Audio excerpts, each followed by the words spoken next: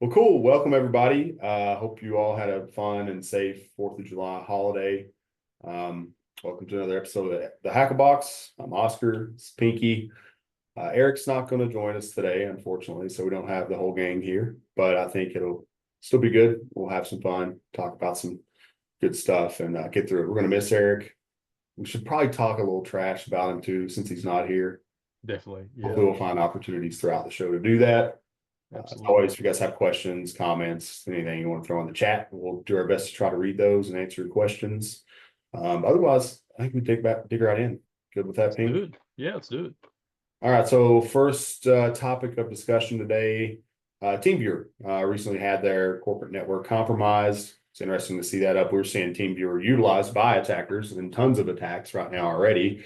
As part of this kind of push we've seen by APTs utilize off-the-shelf products rather than custom C2s because a lot of times they fly under the radar and don't trigger detections.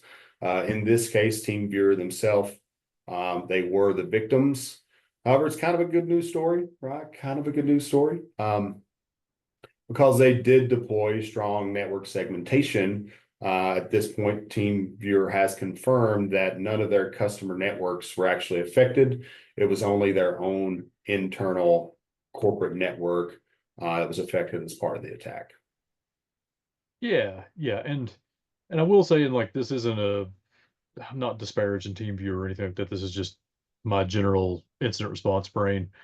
I do take some of those reports with a little bit of salt, right? Because I'm never real confident in the language that I see in some of these, like, and to be fair, we're probably going to put up an article on this at some point in time in the not too distant future. But anytime I see these breach notifications, it's like, well, yeah, we don't see any evidence that customer data was impacted, that kind of thing. It always makes me a little bit nervous.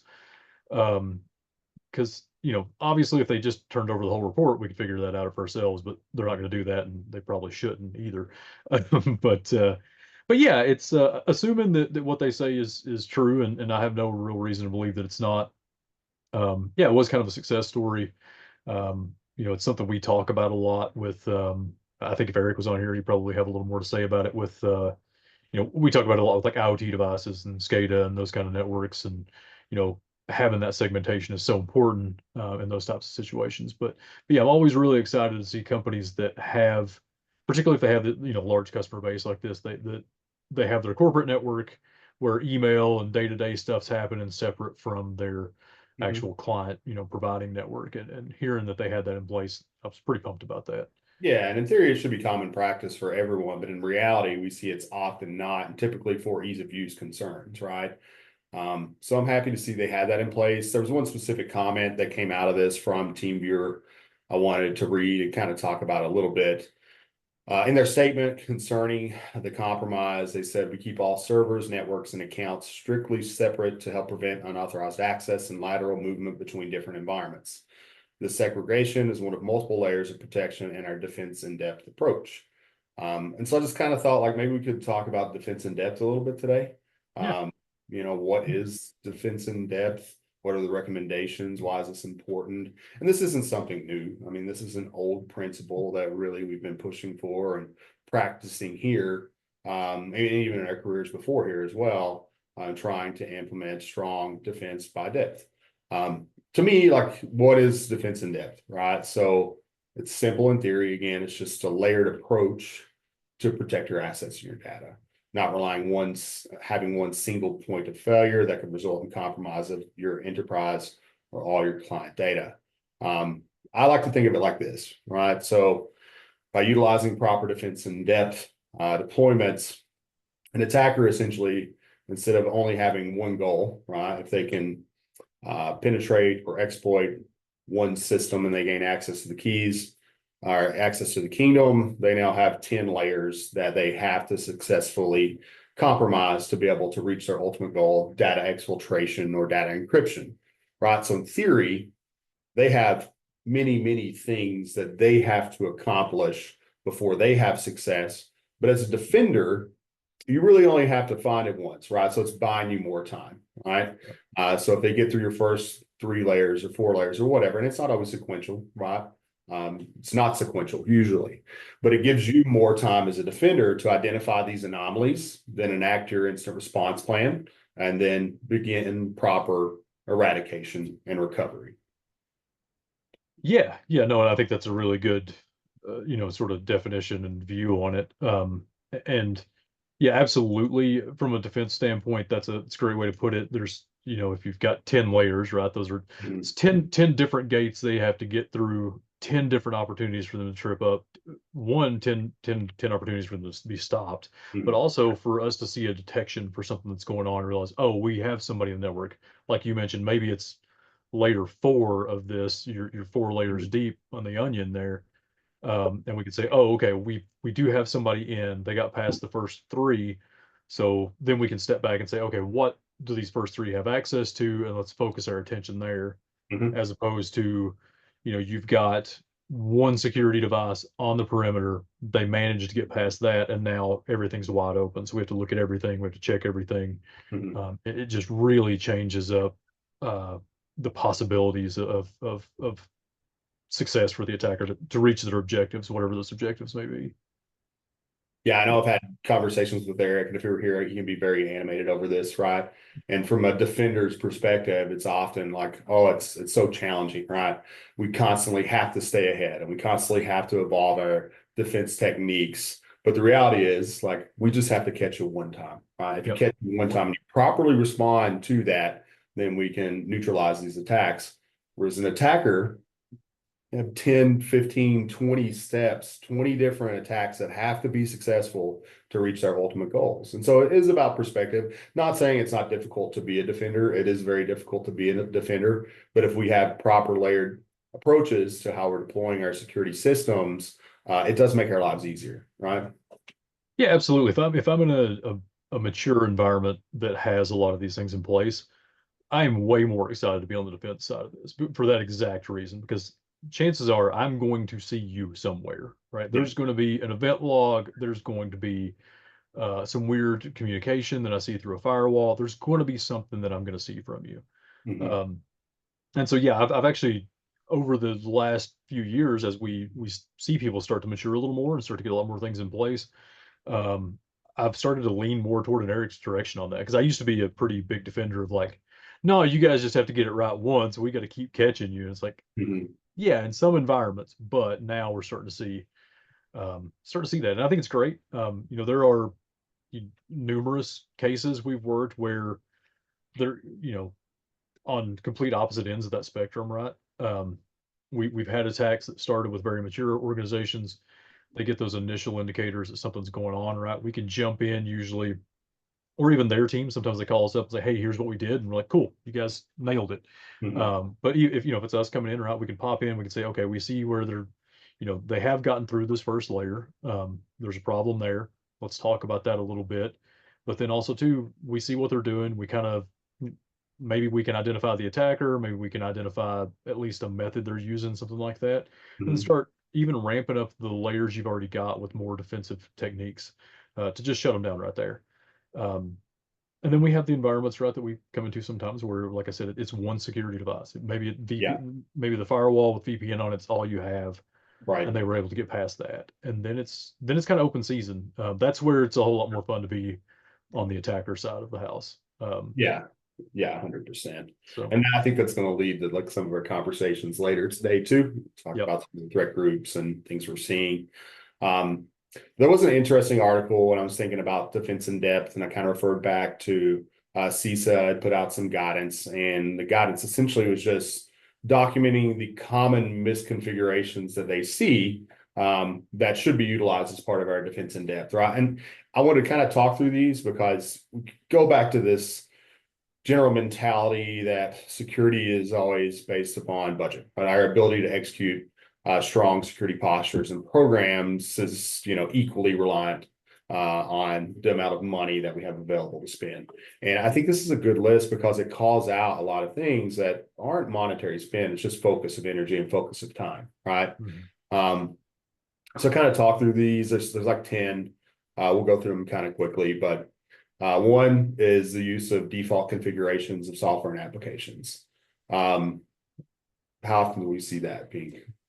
Pretty often, right? I mean, I mean, and I want you to think about this on the level of even like Active Directory. Like Mhm. Active Directory is in fact software, essentially. Yeah. And so default deployment of Active Directory without any real tweaks or anything like that Mhm. is reasonably insecure. And Yeah. that's the case with pretty much every piece of software where you're going to use that has any sort of reaches outside of, maybe your, one system, and even still on the one system sometimes. But yeah, it's pretty common. Mhm. Uh, Default Active Directory, default firewall configs, default remote access management tools, things like that. Like you've really even security tools, right? The default implementation of security tools is usually terrible.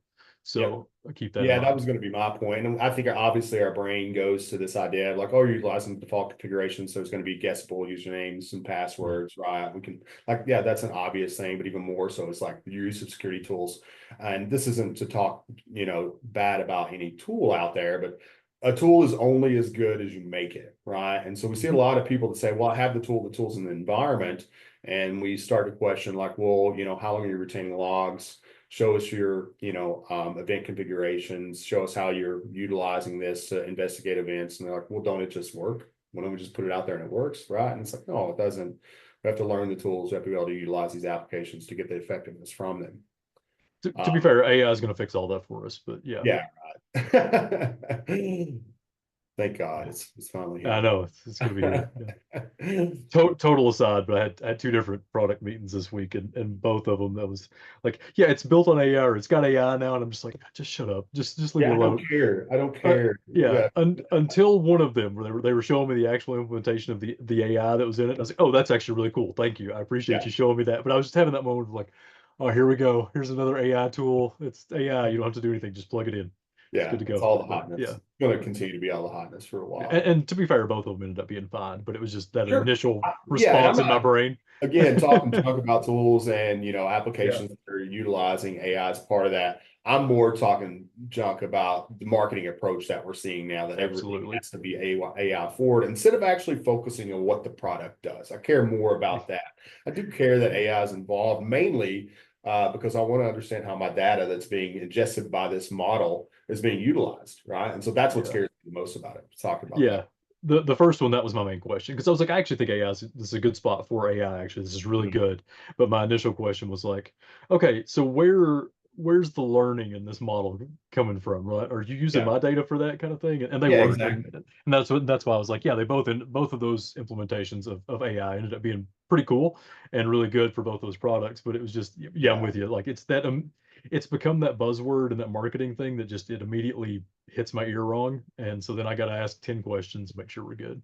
Am I So, paying you for a product and you're secretly learning my input or taking my yeah. input to use as a learning model and Hmm. essentially help evolve and create your next generation product? I don't know. Yeah. Tell me more about that. Yeah. And maybe I'm okay with that, but you're gonna have to tell me, right? I need to Yeah, know about it. yeah, for sure. We've completely derailed here though. So, Yeah. All default right. So configs. yeah, Oh the no. next one, common misconfigurations, improper separation of user admin privilege. Yeah, it's still a huge problem. I Yeah. mean, I'm sure we often see in, our incident response where your standard users have admin privileges. Don't do that. We know that. This is bad. We've been talking about it for years. Even, we see these administrator accounts created with passwords that aren't refreshed for years. People don't even know who they belong to anymore. Like, why are those still enabled in your environment? But yeah, it's pretty common. We're seeing that.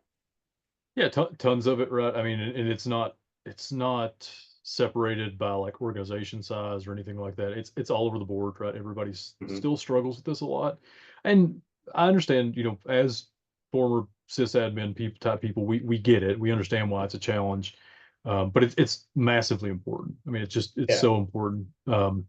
Because most organizations, for people that are on this call, maybe not on this call since y'all are a little more security minded, but I bet if you did an audit right now, you would find several accounts that are highly privileged and have been around for 5, 10 years, probably with no password change, anything like that. You may not even have the password documented somewhere, somebody before you set it up, and these things just creep. And a lot of times we're afraid to change those permissions or whatever because we don't know what we're going to break. Mhm. And that's valid. Like I'm not saying just go turn it off and see who screams, but sometimes you kind of have to, Sometimes you you know. have to, Yeah. yeah. I guess that's, a question too for like our audience to think about. It's like, how often are you done full audits on all of your accounts in your ecosystem today? And I know like for me historically, when I was in that position, it was monthly. We would do that because not only do you run the risk of these dormant accounts, but like accidental misconfigurations. I see that all the time. You're not the only administrator in that environment.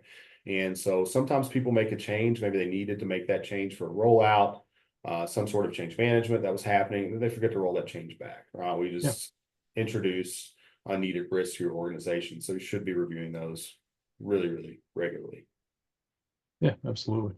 All right, so the next one's I'm going to combine here: insufficient internal network monitoring and lack of network segmentation. Yeah, it's kind of how we started this topic today, right? And why having strong network segmentation is important, but then also, yeah, monitoring your access points within that network. And I think we talked about this a lot on here.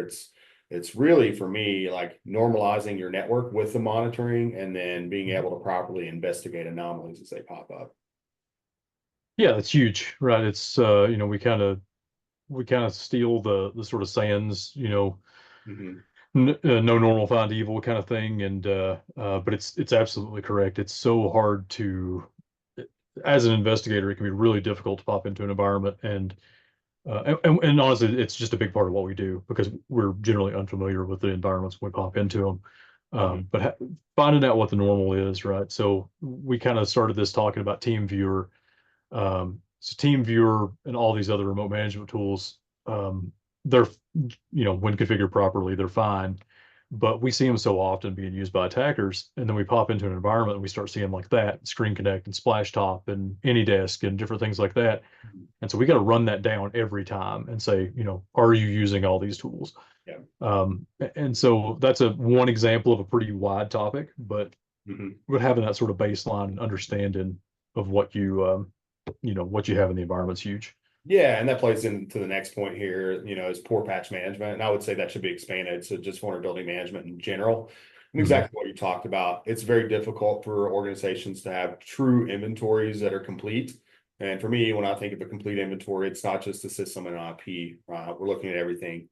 We're looking at the data that's on that system, the applications that are in your environment, the functionality of the system, and having a comprehensive list there, well, then you're able to create a vulnerability management program. Without that, you're not really truly able to assess what your vulnerabilities are and be able to develop a plan to remediate those. And then just like Pinky said, in the case of an incident, if you don't have that information, you're just wasting time. And, as we know, time is critical. Our mean time to respond, just as important as that mean time to detect. And you're really just increasing that mean time to respond by having a lack of proper inventory and vulnerability management programs. Yeah, absolutely. And the thing that's difficult when getting a really truly good inventory at this point too is a lot of things we're at that point now where everything's built on something else. Mm-hmm. And so things like libraries that are deep in the code that you may not know are there and you may not be able to find out because the vendor doesn't share them. There's things like that come up. But I do know that, I do work with some organizations that, we'll pop on and we'll have our call and we're talking about, hey, there's a vulnerability in this software. Is your team using that? Is that in place at your organization? And usually I'll get about a 5-second delay and they'll say, nope, just checked. We're all good. And so they've got a really good like software inventory and they can just that quickly go search it and say, no, that's nowhere in the environment. Or, oh yeah, I see 3 machines. Let me reach out to somebody and say, hey, this needs to be patched or whatever. So Right. really, really important. Yeah, 100%. So the next one is misconfigured MFA. We talk about that a lot. I mean, we see that in so many of our cases today. It's interesting. So I've been working through our compiled case set. I was talking to you a little bit about that. I've talked about it a little bit on here. And, obviously this year was the year of evil proxy, right? And we saw those kind of man-in-the-middle attacks there. We're able to intercept MFA tokens, right? I think that's a little different, but it's still, if you're using like, a YubiKey or FIDO2 solution, you probably could have stopped that. But the bigger issue there is conditional access. I don't want to go down that road today. We'll talk about that more at another time. But one trend I've seen this year was more social engineering attacks to be able to get those MFA keys. And we saw multiple cases where threat actors were able to contact help desks or whoever the controllers, the system administrators were in a network entity, and essentially trick them into changing that MFA device. And they're using push to text to update to a new phone number, pretending they lost their phone or whatever the context was. And so we're seeing that as an attack method that was used multiple times in cases over the last year. So even though like we're getting better at deploying MFA, it's like we always talk, there's going to be a next level, a next thing, and attackers are going to be able to defeat that. The best thing we can do right now is looking at FIDO2 solutions like USB keys or using Google Authenticator apps. At this point, I wouldn't recommend any other solution just based on everything I'm seeing. It's yeah, it's tough because it still, right? Like let's say you can't use those things, enable it anyway, right? It's still going to be better than nothing. But yeah, there's different methods to get around these things and stuff like that now. Um, I kind of lean more towards, so like just so y'all know, in the way this one's written, it's weak or misconfigured. And to me, the weak isn't always just you're using a weak authentication method, like from a technology standpoint. It may be that your controls around, like what Oscar mentioned, for getting a new MFA device added to your account. Maybe those controls are weak. And sometimes it's just training, right? You just need to train the people on the front lines taking those calls, or find a different validation method, or ideally multiple validation methods. Make sure you're talking to the person you think you're talking to, because you're right, that's been a very effective and popular tactic this year. We've seen multiple instances of people calling up the help desk and saying, "Hey, I need to change these things," and getting away with it. Beyond that, yeah, the evil proxy, the like evil nginx, those types of attacks where they're capturing the token post authentication, those have been really tough this year. But yeah, this is yeah. The other big one, like you mentioned before, we don't want to go too deep into conditional access, but like if you're talking Office 365 and things like that, a lot of times what we'll see is that multi-factor will be enabled but not enforced. And so the attackers can still just, either they're using one of the legacy protocols or something like that to get around it, or they just kind of ignore it almost, right? Or you have users who ignore it and never actually set up multi-factor. But if you force that, you enforce that and make sure that it gets set up, then you can mitigate a lot of that. So Yeah. definitely something to look out for. Yeah, and I guess I completely agree with all that. The only reason I said I didn't want to go down the conditional access path just yet is because we're going to unpack that pretty deeply in one of our Yeah, upcoming episodes. And yeah. spoiler, I've been talking to Pink a lot about this, and we're working internally right now to help solution this for people. But Mhm. my catchphrase of the year is now conditional access is the new MFA. It Yeah. is. And we, just like we predicted, there would be ways to get around MFA. We saw evil proxy come up, and it's very successful. And now our only way to prevent those attacks is through proper configuration of your conditional access policies in your environment. So Mhm. we'll unpack that deep on another episode. Yeah. But yes, continuing on, and we'll kind of roll through these because we got some other topics to hit. The last couple were insufficient ACLs on network shares and services. Yeah, just go ask our red teamers about that. Poor credential hygiene. We kind of alluded to that earlier. And then the last one, which is a big one. And again, the reason this is a problem is for ease of use, and it's unrestricted code execution, allowing all your users to have full untethered access to execute code on their systems. If we stop that, that would be a huge win in trying to prevent these attacks. Yeah, yeah. I mean, that one's massive. The one thing though about this whole list, and I think you kind of talked about it real briefly up front, is like these are foundational topics, right? I Yeah, mean, yeah, we're calling this defense in depth, like it's some big thing. And I mean it is, but at the same time, like these are, let's get your foundations correct and then build from there. mhm. Um, and I don't want to sound like a little league baseball coach, but at the same time, I mean, my little league baseball coach was right. Get the foundations down, right? Like, Yeah. don't Learn the fundamentals. learn the fundamentals. Yeah, Exactly, right? Right. yeah, Learn the fundamentals. Get in front of the ball. Don't be stepping off the side. It ain't gonna hurt that bad when it hits you. yeah. That kind of thing. And yeah, so it's just fundamentals really are important. And you can have all the really cool, flashy tools with the AI. Sorry, I'm really not picking on AI, it's just it's on my brain.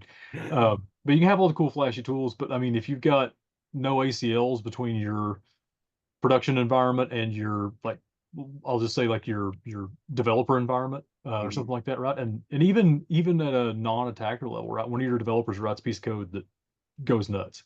Um, you've got a big problem. And Mhm. so getting those things like that, ACLs to me are almost as foundational as it gets. Yeah. I know Man, we're past that, but yeah. I completely agree. It's the fundamentals. And I was just thinking about this a couple of nights ago, as I've been really analyzing case data and thinking about the story to tell this year. And it's just like, how did we get here? Is my question I keep asking myself. Like, how are we, not even how did we get here? How are we still here? Mhm. Okay. We're so far into this journey now, and the narrative hasn't changed. I continue to look at our at cases. I look at, all the data that people sharing about compromises and breaches online, and it's all the same. It all goes back to these fundamentals, Yep. right? And so I don't understand how that as an industry we haven't been able to make more progress. So looking at this list, at least maybe not all these, but at least five of these aren't a thing anymore because we've been able to educate, we've been able to create, an understanding for why these things are valuable.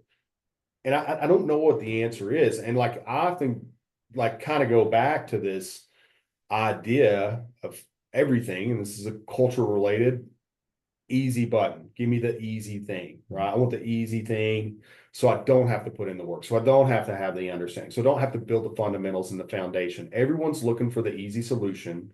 And then every year we got new people advertising and selling that easy solution.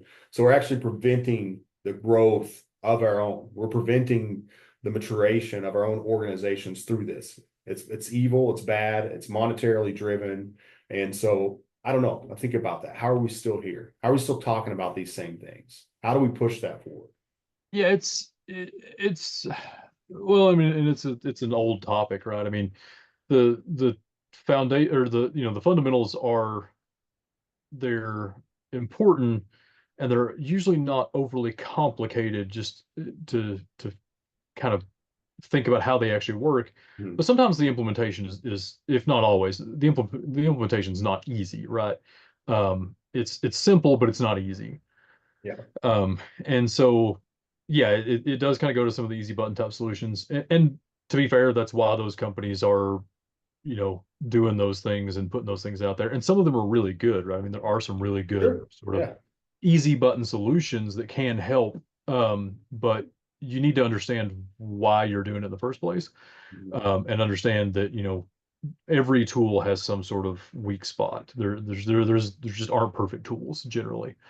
Um, and so I think it's a lot of that. And to be fair too, man, I think you probably know this, in the same way that I do. But we, in a lot of organizations, right, the IT staff is already so overtaxed on jobs and things they have to do that it's really hard for them to like, okay, I'm going to go audit my ACLs and Yeah.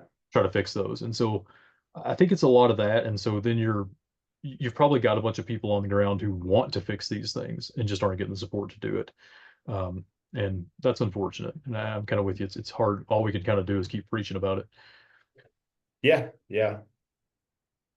Um, you're right. I think it all like I'm not blaming the people in the position to do these things always Yeah. because we're always, when you're in the position, you're working on what you're directed to work on. And I know I suffered with that and knowing what was right and what I should be doing when I was in the corporate world and then getting other initiatives that took my time forced upon me. And you get to a point where you feel like maybe your voice isn't heard and it burns you out, right? Because you know Yep. the right thing, you want to do the right thing. And that's an ongoing challenge for all of our security professionals out there today.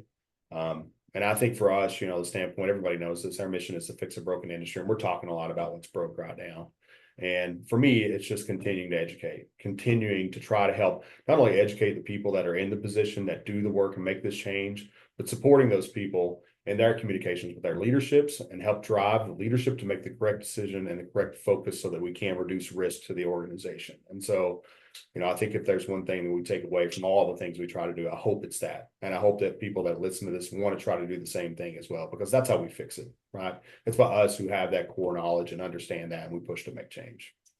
Yeah. Yeah. And I mean, and that's something always would be like, make sure that everybody that listens to this understands too is, Well, I mean, just to use an example, we get a lot of calls and things into the incident response team, and people are like, yeah, I know we've been wanting to fix that for a long time. We've not been able to, do it for whatever reason that may be. And like we get it. We know that we were doing a bad thing. And it's just Mhm. like, all of our team, we're all understanding of that. And so like when you call, like we're never going to shame someone over something like that. Like that's not the No, intention of absolutely not. Yeah, anything we're talking about here, because we yeah. get it. We 100% understand. And I'm always happy to hear like, hey, we already thought of this. We were trying to work on it. We just Mhm. haven't gotten there yet, or we're not getting the support we need, that kind of thing. And so, yeah, I'm with you. We're never going down the path of like, oh God, I can't believe they didn't do that. This is a simple, fundamental thing. That's not the case at all. We get it. Um, Yeah, yeah. and I know, like, I think probably most people at FRSecure are, if not, I mean, probably everybody at FRSecure is really happy to sit down and write you up something that says, hey, this is why this is important, or hop on a call and have a conversation with you that says, like, look, do you need some support from us to help you, get the support in the organization you need, right? Do you need a better explanation of why this is important? We do quite a bit of that. I mean, I don't know how many of those I've written over the years, but always happy to do that. Makes me happy to write. Those are one of the things I really enjoy like doing for people, because okay, I want to get you some help. And Yep. so, yeah, sorry, a little bit of a tangent there, but I was just kind of thinking through the struggles that like you and I had, because, Yeah. you and I have worked at a lot of the same places over the years, and not disparaging any of those, but sometimes it was pulling teeth to try to get something done. Yeah, it was. And it's like, again, I know we're just kind of going down a different path than we planned, but it's a good conversation. Yeah. We look at the mental health challenges and professionals in our industry as well, and we see that um, there is significantly more for technical and information security employees, challenges with depression, anxiety, and on top of that, burnout, right?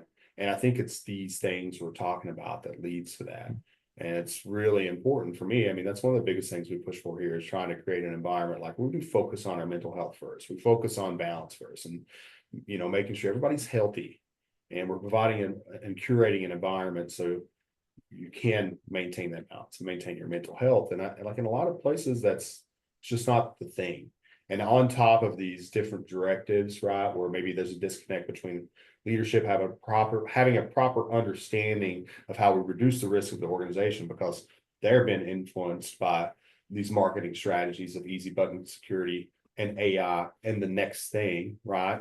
And that continues to be handed down to the employees. Well, then it causes burnout, it causes their depression, it causes anxiety. And you know what? They stop caring, right? Just trying to do the status quo and get the job done, get through their day and go home.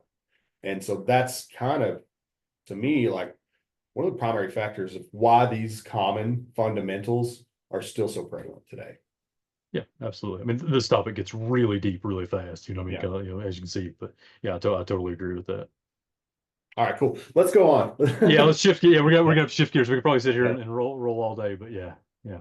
All right, so there was a couple Outlook remote code execution vulnerabilities that were published. Actually, these were reported in April, right, and Mhm. confirmed by Microsoft in April. Only recently did we begin hearing about these as they went public by a research organization or a security organization known as Morphisec. So they reported the ones to Microsoft. Microsoft has responded, confirmed them. One's like a 8.8 high, the other's a 7.7 high. But essentially, it's a zero-click remote code execution. You don't have to click on anything. You don't have to open any attachments. Just opening an email can trigger the exploit. And so at the surface, this is pretty scary. Yeah, yeah. I know this was one that as soon as we saw it, we got an article out on, at least the first one that came Mhm. out. We got an article out on that pretty quick and started, informing people as quickly as we can, because as I understand it, it's not even just like in Outlook opening the email. I think the preview pane could get you right, and Yeah, Outlook automatically does that. yeah. And I wasn't sure about that because we'll get to that here in a second, but there's a Yeah. reason I'm still unsure about It that. is it is iffy, right? It was one of Yeah, those where I was like, yeah, I'm not 100% sure, but I'm gonna just assume that it is preview pane as well. yeah, But yeah, these are, they seem pretty gnarly. It does turn out that it's a little less easy, I guess, is the way to put it, because there are a couple of conditions that have to be met ahead of time. mhm, But upon initial review, just like, hey, you send somebody an email and you got them. yeah. And so I think it's a little different than that, as you and I were talking about. Yeah. So two big things, right, to know in these different CVs. One, the source of the email has to come from an exchange account, right? So it have to be an authorized, valid exchange account that's sending the victim the email. That's in one of the vulnerabilities. The other is they have to be in your trusted senders list, right? So if you have someone in your trusted senders list, or you receive an email from a valid Microsoft email account, then it can be vulnerable for these attacks. Right. But here's the big thing I want to talk about. So, well, first of all, before we dig into that, Microsoft did release patches for both of these this Tuesday's patch cycle. I would urge everybody to deploy those patches as out of band and as quickly as possible. And here's why. So we haven't seen any exploits in the wild or heard of exploits in the wild. Morphosec is the research firm, and they're holding their information very, very tightly about the details of this. And their plan is like, hey, at DEF CON, we're going to do a presentation. We're going to show you all about it. But here's the big problem that I have today. The patches have been released. There are attackers currently working that have probably already completed this, doing a patch diff to understand what changed in that so they could reverse engineer this exploit and this vulnerability. So Morphosec is trying to hold the vulnerability, but by doing that, to me, they're causing more damage and more risk because now that the patches have been released, it is possible to reverse engineer this exploit. And I expect, maybe I'm totally wrong, totally crazy. That's also true, likely. But we're going to see exploits in the wild, and this is going to start to kick up. And guess what? We still got a month before their DEF CON presentation. So ethically, to me, they're doing the wrong thing here. They need to be open and transparent, providing this information so that defenders have the ability to detect and respond to these attacks. Yeah, it's always a weird area with this, because one, you release all the details on it, right? Then you're almost giving the attackers a little bit of a head start. They don't have to go do patch diffs and try to figure it out. But is that really that big of a head start? Probably not. And also, like Oscar said, you're really kind of tying the hands of the defenders because we don't know that those two conditions have to definitely be met, right? That's what we're being told. But we may be able to see that it's not quite that. It could just be that, instead of it actually being a trusted sender, it just has to be somebody who sent you email before. And as we know from like email attacks, that's really common, right? I mean, we see attackers do this all the time. They compromise an organization with their email accounts, and then they start sending email to people you normally send an email to, right? So if it's something like that, then we're in trouble. It's probably not. I mean, I'm stretching a little bit here, but yes, I'm not overly a fan of this. Um, for some of you all who are probably on the calls that I talk to pretty frequently, I always say I start usually in about June going, we're kind of in the dead period on vulnerabilities. There'll be some, but we're going to hear more and more as we get closer to DEF CON because people like to hang on to these things to make a big splash. And while I get that, it's tough, right? It kind of Yeah. it puts us in an awkward position. Yep. And I'm not bashing on Morphosec at all. I mean, like I said, for all I know, they did every bit of testing, and this is exactly what it means. But like, I can't know that without more information. Yeah, and again, it's like I'm not bashing them. I think they followed responsible disclosure. They Yeah, were absolutely. Microsoft were able to get these patches, but the risk to me now is like it's going to be pretty easy for someone to reverse engineer this exploit, and we're going to see that in the wild now. And so my thoughts are, even if you don't want to go through that full exploit, you don't want to give up your awesome presentation you're going to have at DEF CON. That's cool. I get that. But how about we get some IOCs out and some detection methods that we could share with defenders today, Yeah. so that we could just watch for this in our environment and effectively respond. Right. Yeah. At least tell me like what does it look like? Yeah. Give me at least something vague so I kind of know. When I've got that weird email that comes in, or I get a client that calls us up and says, "Hey, we got a weird email. We're not sure why we got this or what's going on." I can look at it and go, "Oh yeah, that has indicators that this is part of one of those zero-click attacks. Let's dig in and see what's going Yeah. on." It makes it tough. Yeah, and so I'm with you. Yeah, I think they did a good job on the responsible disclosure. I think, like you said, April, right? And so Yeah. they've been working on this for a bit, and it was pretty quiet until it, sort of dropped in the patch releases. So, yeah, I'm with you though. I lean toward more information. Um, give me more so that I can figure it out because you think about some of the big ones over the last few years, your like Log4j's, your things like that. You know, when those came out, we had a ton of indicators of compromise, or at least attack Mhm. patterns, things like that that we could look at and very quickly assess whether or not you're the victim of this, or if it's just something else going on, or if there's any indication that you may have been compromised. And so with this one, it's just still kind of like, I don't know, just patch as quickly as you Yeah. can. And that's the thing too, is like, if we're learning lessons from like proxy alarm and proxy shell or all that, is the patch is not always good enough Yeah. that go around. And so for me, it's like, okay, yeah, deploy the patch, definitely get that patch out there. But now that the attackers can understand the method of exploit, they can see how you patch that. It's much easier for them to develop a new exploit that may alleviate that patch. And so again, that's not going to be responsibly disclosed. That's going to be disclosed by researchers and defenders identifying that in the wild. And today we have a much larger learning curve because we have no IOCs, we have no dissection of this exploit to understand even how to look for it, right? And so that's what scares me. Yeah. I'm not looking forward to us trying to figure out like we have some attack that we're working, and you know, maybe we trace it back to see that it does have something to do with Outlook, right? How am I going to confirm? Is it this? Is it something else? You know, that kind of thing. I got nothing to work with right now. We just have to go, yeah, it looks like it came from Outlook, could be this. Yeah, Give us a month or so, and a month and a half until the DEF CON, or a month until the DEF CON presentation, and then we can tell you for sure if it was that or not. yeah, right. And that's a long time in that type of a disclosure. So Mhm.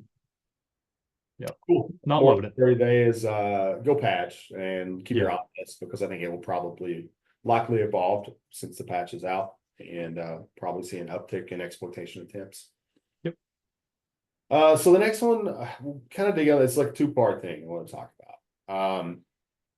So this happened a long time ago, right? So there was a whole gang of Avanti 0 days earlier this year, and I think we talked about those on here or on Unsecurity or on both. I know they were discussed at some point.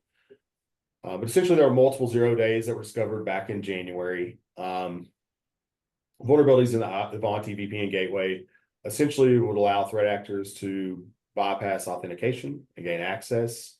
There was a second vulnerability associated to, besides the auth bypass, that allowed injection of malicious code and execution of malicious code. So attackers would essentially bypass auth, inject code into your Ivanti VPN device, and use that code injection vulnerability to deploy a persistent backdoor, right? And so they can have continued access, even if you implemented mitigating controls. Also, we saw threat actors were able to harvest creds, and some of these Ivanti devices are integrated with Active Directory as well, so they can harvest domain creds. So now they have access to your network without authorization, but then they actually have access to your domain at the highest level possible. So Ivanti then began releasing patches, but not for all the appliances. They staggered that rollout, right? And it was over what I would consider probably an extended period of time to get these devices patched. But they did release mitigating controls. And it's kind of what we are just talking about. So they released some mitigating controls, which were quickly learned that they're insufficient and a bypass was still possible because the attackers seen the mitigating controls, they evolved their exploit techniques, and were able to still bypass the device. So there was a news story this week that came out talking about how CISA took their Ivanti systems offline during this. And I'm surprised this was even a news story, like, to be honest with you. And so that's kind of why I don't want to talk about it, but I think we'll figure out why. To me, CISA did the proper thing here, right? They've seen, hey, Mhm. they're not rolling these patches out fast enough. The mitigating controls aren't working. We're using Ivanti devices for critical infrastructure, that their infrastructure protection gateway and their chemical security assessment tool, reportedly, supposedly, were tied to this. So CISA said, cool, we're taking it offline. And it's in the news now. But then I guess there was like a little bit of drama or gossip between CISA and Ivanti. And Avanti's saying, like, no, they had widespread confusion that blamed CISA for their lack of clarity for CISA's instructions on how to implement mitigations, and CISA did that wrong. And then CISA didn't even have to take their devices offline because we were patching and they could have quietly deployed patches, which I don't understand because the patches weren't even out. But I say all this to say, like, I'm surprised it's in the news. I think CISA did the right thing in taking those systems offline. If I were in their shoes, I would have done the same thing. And I bring this up because I swear, man, every month, every week, every time I'm doing a podcast, I feel like there's a new vulnerability with active exploits for a VPN device, a gateway device, remote connection software, something. Every single week this happens. And they're usually mass exploited, right? When these vulnerabilities are published, the proof of concept is known, there is mass exploitation takes place. What do we do here? Like, what is the next step here? Yeah, so this one's interesting on a bunch of levels. Partially because of exactly what you're saying. It does seem like it's every week. Um, and that's concerning. And so for as much as we preached on fundamentals earlier, these are the types of things that are often out of your control, because these are designed to be edge devices. They're intentionally exposed to the internet, and certainly there are things you can do to mitigate some of these things as well. Mhm. Um, the Ivanti one in particular, I kind of giggle a little bit at them being like, well, CISA's just confused about this. Like, yeah, I was confused too. I remember when Yeah. these were rolling out, I was like, I don't know what's what with this, and I'm not sure which mitigating controls go with which particular uh, vulnerability. Mhm. Like, what patch go, like which one has been patched, which one hasn't been patched. It was confusing. It was very Yeah. confusing. I think It I've was. eventually kind of gave up on it. It was just like, hey, if you've got Avanti devices in your environment, go talk to them and see what they're saying, because I can't really, I'm struggling to make heads or tails out of it. I mean, I still said, hey, look, here are the ones that have patches that I can tell and be sure Mhm. of, get those in place. But as far as the mitigating controls and what mapped where, it was tough. And I Yeah. mean, we work in security, right? And so a lot of people dealing with this aren't security people. And so they're Yeah. not used to the kind of that flow. So even still, yeah, I totally agree. I think CISA should have taken them offline. I don't disagree with that at all. I've, if you have a system and you can't be sure that it's secure, and particularly if you're CISA, Mhm. yeah, you take that thing offline until you can be sure about it. Like that's a good move on their part. Um, moving So, forward, I'm with you. I don't know. Like I'm not yeah. sure where we go with this. It's a tough spot because they're Right. out So there. where my brain goes to is we think about like, okay, downtime affects business. Mhm. Downtime, obviously. Then also just like think about now, post-COVID, how many people are working in a distributed virtual environment today? Yep. And so having these remote connection systems is critical to business operations, Mhm. right? And so, okay, every week there's a vulnerability. These systems are being exploited. So if we take those systems offline, we're killing all productivity for a lot of businesses. It's no longer, possible to operate. And so I'm seeing, right, and I'm not saying I'm for this at all. I love being in a distributed workforce and having a virtual environment. Um, we have employees all over the United States. And it brings great perspectives and different backgrounds and unique approaches, and it makes us stronger. But is this going to be a push? We continue to see this for ending remote for some businesses and pushing everyone back in office. I'm sure there's going to be some of that, right? I don't know that I I don't know that this is the tipping point, but I do worry a little bit because I agree. Obviously, I enjoy being a remote worker. I'm on, the side of a mountain here. Love it. It would be tough for me to give that up at this point, but we may see some of that, particularly if this continues, because you're exactly right. It's been um, a bunch of different ones this year, Yeah. and so that could be the case. I would say one thing we may see more of, and it's something we've talked about a little bit over the years, but I'm not sure a lot of people are implementing it right, is going to the VPN, uh, connect to VPN, then you hit a jump box, then you have access on into the environment. Mhm. And the important thing there is right, separate credentials and Yeah. controls and monitoring in place. And so Mhm. that is a really good idea. I just don't know how many folks have the resources to put that into place. Yeah, it's expensive. Um, I mean, I've been in environments we've done that before, and it costs a lot of money, especially if you have a large distributed workforce too. yeah. Absolutely. Yeah, Well, and to be fair, if you're a small environment, you probably just don't have the infrastructure to run that kind of thing. yeah, And so you're relying on these devices. And it's going to be tough. Yeah, I hope we don't, I mean, from a selfish standpoint, I hope we don't start moving toward that way of doing things. But yeah. it is getting concerning because it's even, even like Palo Alto had one of these not too long ago. And Oh yeah, everybody's been hit. Cisco's been hit this year. Ivanti's been hit up. yeah, Palo Alto. It's yeah. just, yeah, it's never ending. And so, like, another, this may be harebrained. I'm just going to throw it out there. Like, is it time we start thinking about multi-technology tenants where we're using for remote connectivity? So maybe you have Ivanti, maybe you have a Cisco device, and you got these two devices that operate simultaneously. They can sync with Mhm. each other with different configurations. So when inevitably there's a new Avanti's O day, you shut the device down and route everybody to the Palo Alto, right? Yeah. Or vice versa, you shut it down and route to the other when they're both fine and we're not dealing with mass exploitation. Cool, you just increase your bandwidth and capacity. And so at that point, like, okay, maybe you would be working with a reduced bandwidth and capacity, right? You still don't shut down the business. Yeah, yeah, no, and that's a good call. The only thing that gives me a little pause on that one is kind of when we're talking vulnerability management programs, right? You're adding a whole new layer of things that you got to stay on Sure. top of.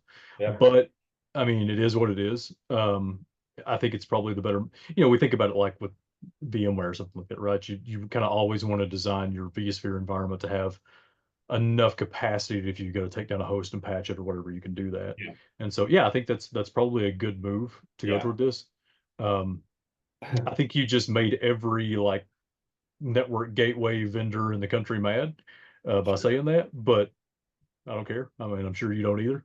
No. But but yeah, I think that's a good move. I like that. I hadn't really thought that one through. I was trying to figure out where you're going with it, but I like that. Yeah. Well, so the other thing, and we're about out of time, is talking about this. We keep seeing, like I mentioned, obviously the VPN gateway devices, remote connection devices being exploited, new vulnerabilities, and then we've been seeing a lot of Akira ransomware. And the thing about Akira too is, so now we're not only talking about productivity and your user access by shutting that device down or having a secure device, but one of the things that's risen Akira to fame right now is how stinking fast they are, right? Hmm. Yeah, so a Yeah, lot they're of super fast. cases, we've observed, Pink was telling me this, I think our fastest one was how many hours? It's 11 hours from initial compromise to encryption event. Yeah, I 11 think hours. it's the fastest I've seen in total, not just like with Akira, but I mean overall, it's the fastest I've seen. Yep. Yeah, and BlackBerry Research Group just put out a profile on them as well, where they had noticed they were able to have full compromise within 48 hours. We've actually Mhm. observed it in far less time than that. And I bring it up because Akira loves their initial point of ingress to be VPN or remote access. Yeah, Devices. yeah, they're all over it. I mean, that's if we get an Akira case, and I was telling Oscar before this, there may be one that slipped my mind, but as for ransomware cases we've worked this year, there's only one that jumps out to me in my brain that wasn't Akira. Yeah. They've been very active this year. Yeah, and they didn't And pop up till last year, and right, yeah. they've been everywhere since then. The last thing I've seen is they've been responsible for like 42 million bucks in ransom demands, ransom proceeds, meaning they got the payment. I bet that's low. But yeah, Oh, man, it's I bet yeah, that's low. yeah, But yeah, yeah, and like you said, they do love those initial access through a VPN device that's misconfigured or has a vulnerability. That's kind of where I was going with that. Is it's one of the first things that we're going to start asking about if we're working on a Akira case. yeah.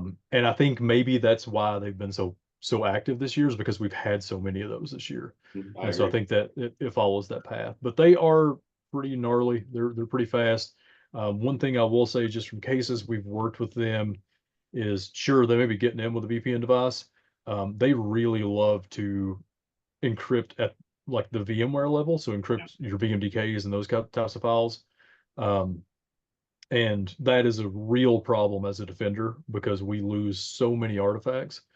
Um, and a lot of times, even if you're offloading those logs and things like that, you're probably offloading them to a VM, and that thing just got encrypted too. yeah, So something to keep in mind with that, they love that technique. And I mean, I see why. It makes it really difficult as a defender. yep. Yeah, I just thought it was important to tie that together when we think about CISA's response to shutting down those devices in a Mhm. timely manner, and completely agree. We're seeing threat actors get faster and faster and faster. And so we have to act fast as defenders. And if there's no patch for a vulnerable device, there's no way in hell I'm leaving that running in my network. No way. No, and the one that was crazy, like in the article we were looking at for this one, right, about the time to exfiltration keeps shrinking. The one we saw that was 11 hours. When that initially hit me, I was like, well, they didn't exfiltrate. Like if they did, they didn't get much because nobody's exfiltrating that fast. Usually we see exfiltration over the course of days or weeks or sometimes even months. But yeah, this one was, I think it was what, 2 hours. Is that accurate? 2 hours for exfiltration on this one. Yeah. That's crazy. I mean, to be fair, the organization had to have a pretty big outbound internet connection and things like that to exfil that fast. But yeah, that's nuts. I mean, Yeah. I would have never expected that. A couple quick hitters, and then we'll probably close the show out today, just because we like to give out a few IOCs. We didn't have time to dig through these, but for Akira, look for AnyDesk. We've talked about that before, but if you see AnyDesk pop up, they love using AnyDesk. They also like using advanced IP scanner to scan for assets. The tools they're using for exfil are ArcLone, FileZilla, and WinRAR. So look for installations of those tools and respond pretty damn quick if you do. Yeah, yeah, if you're not using those tools, and honestly, even if you are and they pop up somewhere that you kind of don't expect them to be, get on that really quickly because I mean these guys are getting faster and faster. Yeah. I did want to hit one. Cliff asked us in the chat if we'd seen anything activity from the Brutus botnet. We haven't, as far as I know. I mean, I haven't seen anything pop up.